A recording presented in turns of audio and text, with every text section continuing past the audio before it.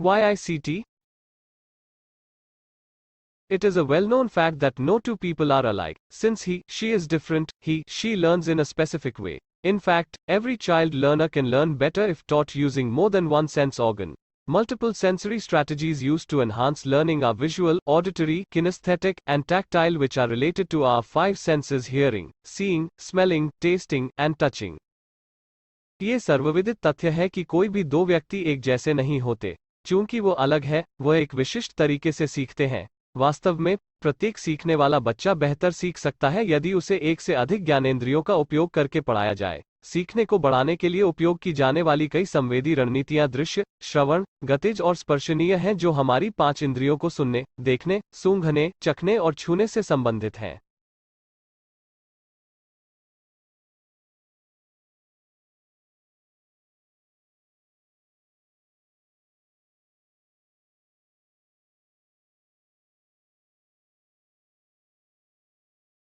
Textbooks, the surrounding environment, experiences within and outside the four walls of the classrooms, resources of teaching learning play an important role in learning. We must also ensure that each child becomes a self-learner, self-reliant, critical and creative thinker and problem solver.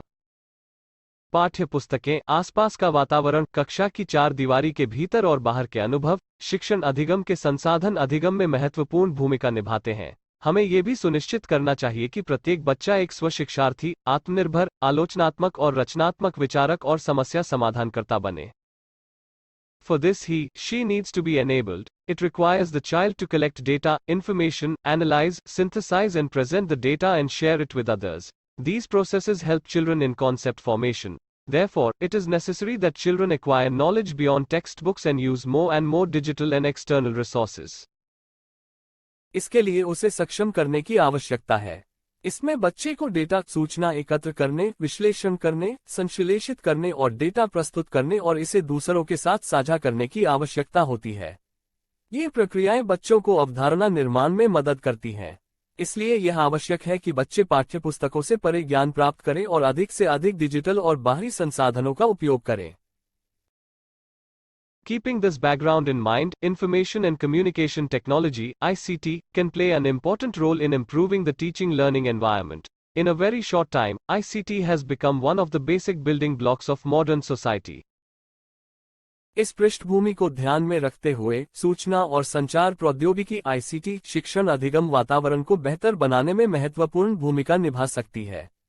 बहुत ही कम समय में ICT आधुनिक समाज के बुनियादी निर्माण खंडों में से एक बन गया है।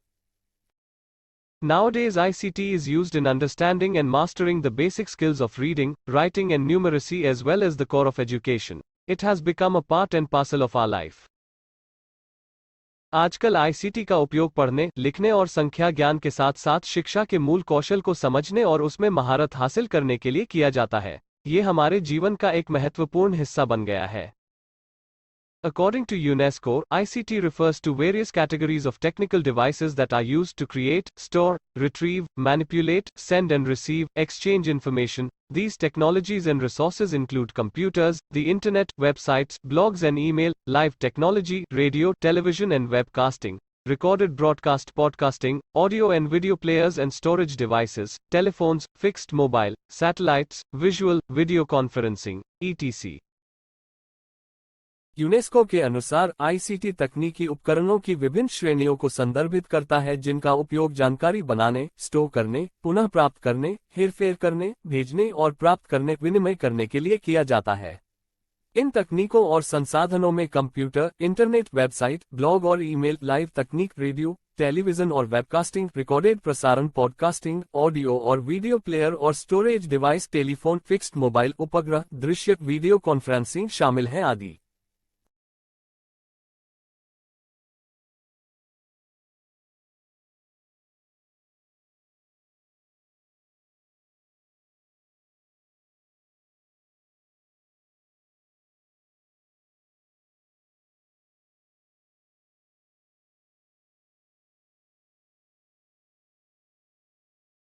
ICT हमें बताता है सृजन करना, संग्रहण करना, पुनः प्राप्त करना, फेरबदल करना, प्रेषण करना और प्राप्त करना।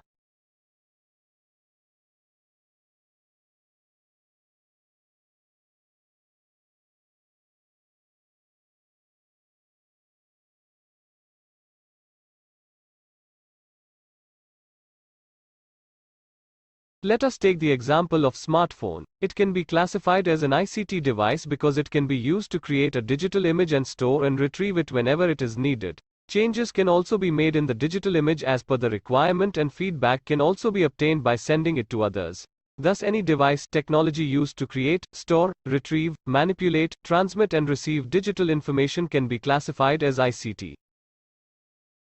आइए हम स्मार्टफोन का उदाहरण लें। इसे एक आईसीटी उपकरण के रूप में वर्गीकृत किया जा सकता है क्योंकि इसका उपयोग एक डिजिटल छवि बनाने और स्टोर करने और जब भी आवश्यकता हो, इसे पुनः प्राप्त करने के लिए किया जा सकता है। डिजिटल इमेज में ज़रूरत के मुताबिक बदलाव भी किए जा सकते हैं और दूसरों को भेजकर फीडबैक भी लिया जा सकता है। इस प्रकार डिजिटल सूचना को बनाने, स्टोर करने, पुनर्प्राप्त करने, हेरफेर करने, संचारित करने और प्राप्त करने के लिए उपयोग किए जाने वाले किसी भी उपकरण, प्रौद्योगिकी को आईसीटी के रूप में वर्गीकृत किया जा सकता है। Thanks for watching. Mohammad Ijazul हक।